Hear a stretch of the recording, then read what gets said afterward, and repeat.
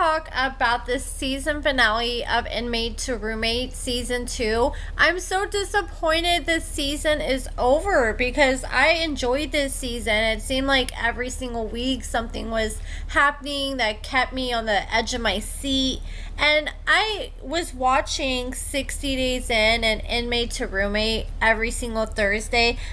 I was planning to cover 60 Days In too, but I just could not really get into it this season. I think this season was kind of boring, but Inmate to Roommate was good, so let's get into it, starting off with Mark, Annalisa, and Vada. We saw that their daughter, Annalisa and Vada's daughter, threw Mark's belongings all out in the front yard where they normally put their trash in a trash bag. And Mark showed up. I'm not sure if he showed up overnight, but he showed up at some point, and I'm not sure if he tried knocking on the door or what, but he decided to just sleep in Vada's car. And Vada wakes up the next morning. He needs to use his car, and he sees Mark in there, and he doesn't know what kind of headspace Mark is in. The last time he saw Mark, he was getting on his wife's face and being very aggressive. Mark got out of the car, and Vada was like, "You're not supposed to be here." And Mark was like, "I need my stuff." He's like, "It's all there right in front of the house in the bag." And Mark was like, "No, I want to make sure that you guys get all my stuff." And Vada's like, "No, you got all your stuff in that bag. We got your weed. We got your Motel 6 cards. Everything you need is there. There's nothing left." And Mark started trying to just throw a fit, and Vada was like, "You know what? I don't really care because you lost me when you got my wife's face, and I was the only one left on your side." And Mark pulls out his phone. He starts filming Vada and Annalisa's home. He's filming all their cars close up, their license plates number, their number on the front of their house. And he's like, "Yeah, I'm gonna have the whole hood pull up here." Just making threats right in front of the camera. Like, how dumb can you be, especially when you're on probation? Vada didn't waste no time grabbing his phone and calling 911 and letting them know that Mark had shown up to their house and was making threats. And the police showed up, and Mark ended up dipping out before the police showed up.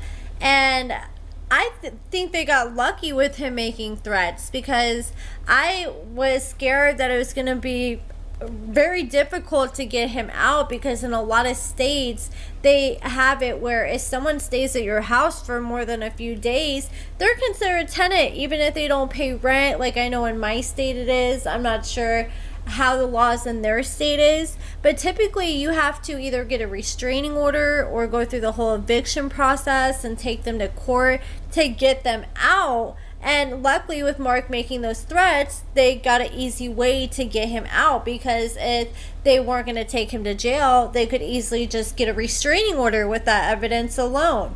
And the police said they were going to make a report. They were going to contact Mark. And I'm not sure what ended up happening as a result of all that. Annalisa was crying. She genuinely felt bad because she didn't want to be the reason for him to go back to jail, but they really had no other option. They later said that nothing ended up coming out of that complaint. They didn't press charges or anything. So pretty much I just think it was the police just basically making a report and taking note that that happened. And they tried to later reach out to Mark and get an update from him, but they said that they have been unable to reach him. And I'm sure Mark is probably pissed off at production for not stopping Vada from calling the police. But I mean, what did he expect? If you're gonna do stuff like that, then you gotta expect the outcome. You can't just keep expecting to do all this crazy stuff and not receive any consequences. Then Annalisa and Vada invited their daughter over, and Annalisa admitted that she should have listened to her daughter and she should have done more research. She'll never let somebody just come move in their home without knowing at all who they are. And I think that's just best off, like they said in an interview, that they had houses that they pretty much bought, and they would put a house manager. If they have the means to do all that, then keep doing that. And that way you can have these people stay in a separate house and not have to take a chance of bringing them in your home and them just completely disrupting the peace in your home, because Mark was showing his ass all season long. And I actually found him on social media, and he is posting a lot of pictures and videos of him holding some young kid. And I don't know if he has kids of his own or he's dating a girl with kids, but he's been posting a lot of pictures with a girl and kids. And he says, oh, just imagine being mad at me because of what you saw on TV. Meanwhile, I'm just doing this, watching me too, as he's holding his kids. Trying to play like he's Mr. Good Guy now. He has videos where he's giving advice. And then someone said, I hope all is well. Don't take life for granted. And he said, tune in, podcast coming soon. The show is fake. Now let's talk about Emily and Jason.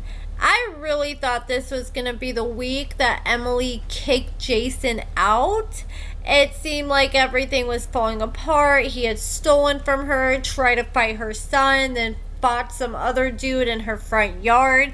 And then this week, she was extremely frustrated with him and telling him that he needs to get out because he's been nothing but a terrible roommate.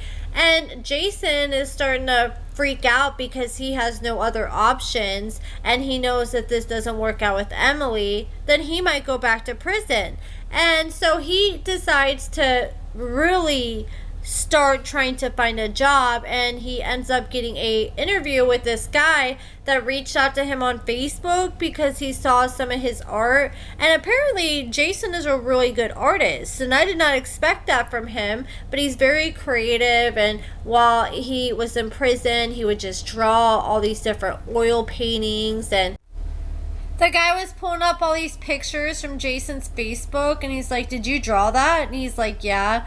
And I really hope he didn't just like Google that and post it on his Facebook. But I just wonder why he hasn't ever shown off his paintings before. But apparently he's a good artist. And you know, if he's such a good artist, I would try to look into figuring out how to do tattoos. I wouldn't be shocked if he did tattoos in prison. And I mean, that could be a good job outlet for him. There's plenty of felons who out here doing tattoos. To my surprise, the guy who owned the graphic design business ended up hiring Jason and told Jason he would start in just a few days. So Jason hustled back home and sat Emily down. He's like, look, I know you're trying to like kick me out today, but I really need you to just chill out and let me stay here so I can go to work every single day and come home, take a shower, get ready for work the next day. And I thought Emily was gonna say no for sure, but she said she felt like Jason was starting to open his eyes and be more understanding towards what he has done and what part he needs to play in the house. And I think she's just so desperate for help with the rent that she's willing to deal with a lot more BS than most people would. So she was willing to do it. She said, okay, I'll give you 60 more days. And Jason and her hugged it out, and I was actually starting to feel really happy. I was like, oh, that's such a nice, heartwarming scene. But what we've seen from Jason this season doesn't really give somebody who is ready to full on change. Jason is a lifelong criminal. He's 50 years old. He's been doing drugs since he was a teenager. So he spent more of his life partying and doing wrong than he has doing right. And he's a master manipulator. He knows how to say the right things, but his actions don't follow up. And Emily actually felt like he might be willing to change, and she gave him another chance. But then we learn at the end of the episode that Jason ended up having a parole violation shortly after they wrapped up filming, and he is now back in jail, and he's probably gonna have to end up serving the rest of his sentence, or at least another like 4-6 months minimum for that parole violation. I'm very curious what it's for. I'm assuming he either didn't report, or he probably dropped dirty, which I assume that he probably was already using, just with the fact that Emily had money coming up missing, and just seems like a sober person who's trying to do right wouldn't be stealing money. That just seems like a desperate attempt to try to get a fix. At this point, it just seems like he's institutionalized and he just loves prison. I don't get what these people miss so much about prison that they have to rush straight back to it. But hey, at least Emily had the trash take itself out. She didn't have to worry about going through the eviction process or dealing with the headache of trying to get Jason out. I'm sure now that he is back in jail, she's not going to be willing to have him come back when he gets out. I wonder what she ended up doing with all his stuff. I wish we would have got an update from Emily, like at least a phone call or something after he was arrested. But that is it for this video, guys. I was going to do the rest of the cast members, but it's getting late and this video is already long enough. So overall, I would give this season of Inmate to Roommate a B. Let me know what you guys think in the comments below. Check out my lashes at AccordingtoAmber.com. Give this video a thumbs up, subscribe, and thank you so much for watching.